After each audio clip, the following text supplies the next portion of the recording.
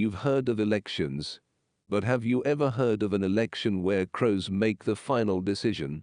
This is the true and truly unbelievable story of the president chosen by crows. Once upon a time, in a land long, long ago, there lived a poor soul. He was so destitute, he could barely afford his daily food.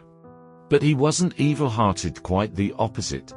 All he ever wanted was to do good for others. He longed to help people, though he didn't really know how. He would often sigh and say, "Oh, if only I had the power, I'd do so much good for people." Those who heard him would ask, "And how would you do good?" And he'd reply, "I just would. I'd do good for everyone. Just wait and see. Once the time comes, I'll know exactly what to do." One day, while wandering through the mountains and muttering to himself, "If only God would help me, so I could help humanity," a traveler overheard him.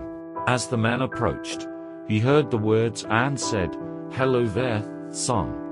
The poor man turned and saw a traveler with a long white beard reaching down to his belly. "Hello, old man," he replied. "Why are you talking to yourself, asking things from God?" "Sir," the man poured out his heart, explaining how deeply he wanted to do good for others. The white-bearded elder said, "Many have wanted to help others like you. But if you really knew how hard it was, you wouldn't be so eager. Doing good is much harder than doing harm. Since the beginning of time, very few have succeeded." But the poor man wouldn't listen more. He said, "I'm not like the others. Just give me the chance, and I'll rid the world of evil. No one will go hungry. No one will be naked or homeless. And there will be no more fighting or wars. I'll fix everything." The elder replied, "You want a lot, but you don't know how to achieve it. Many before you have wanted the same, without knowing what they were doing." But the man insisted, "What's so hard about doing good?" The elder finally said, "Well then, if you truly desire it, don't stay here, keep wandering.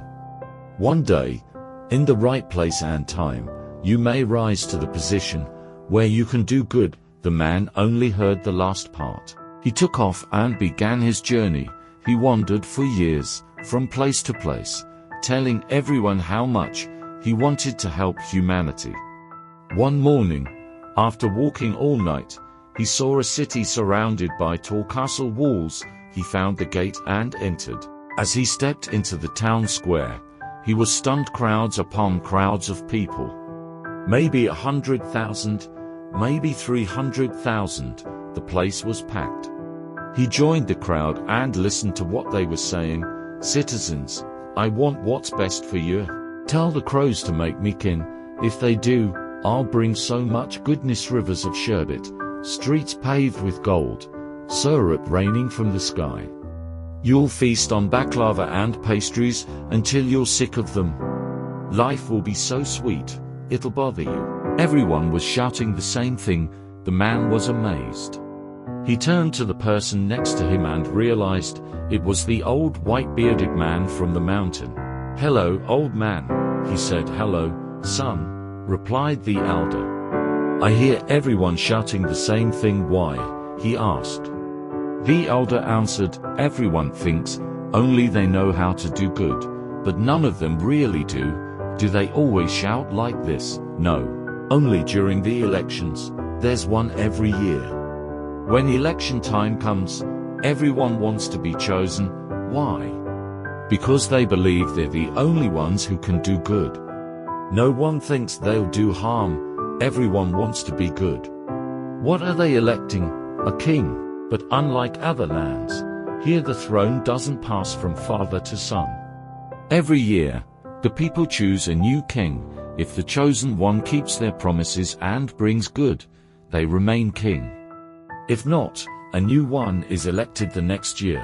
No king has lasted more than a year. Then why do they shout crow, crow? Because here, crows choose the king. Suddenly, the sky darkened. A cloud of crows blocked out the sun, circling and cawing above. People shouted, "Brother Crow, pick me." "Please, pick me." The crows circled and called. One large crow swooped down and hovered above the man's head. It circled, then splat, it pooped on him. "You're a third of the way to being king." The crowd cried, shocked. The man turned to the elder. "What just happened?" he asked. "That's how kings are chosen here," the elder replied. "If a crow poops on someone 3 times, that person becomes king." The crow came back and pooped on him again. "You're 2/3 king now."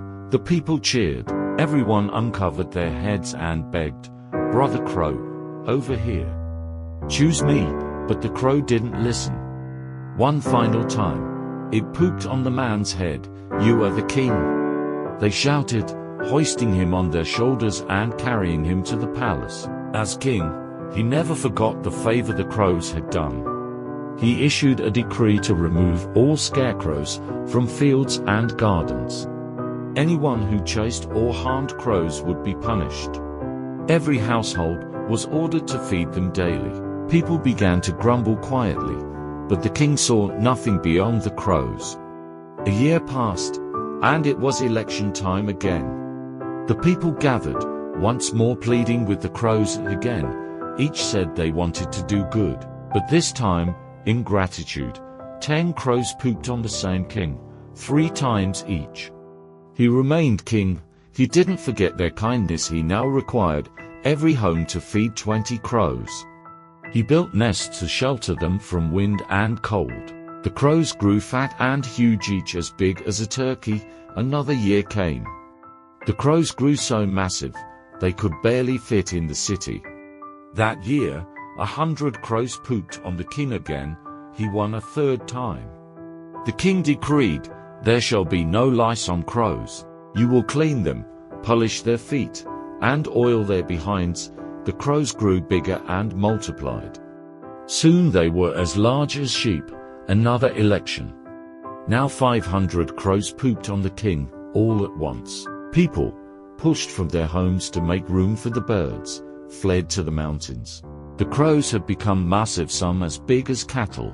One more election. Crows the size of cows flew through the skies, their noise deafening.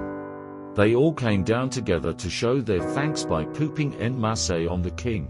As people approached to carry the newly re-elected king to the palace, they realized under the enormous mountain of crow droppings, the king had suffocated. The people, undeterred, shouted once more, "Brother Crow, pick me, pick me." Some stories are stranger than fiction, but this one might just be true in some way.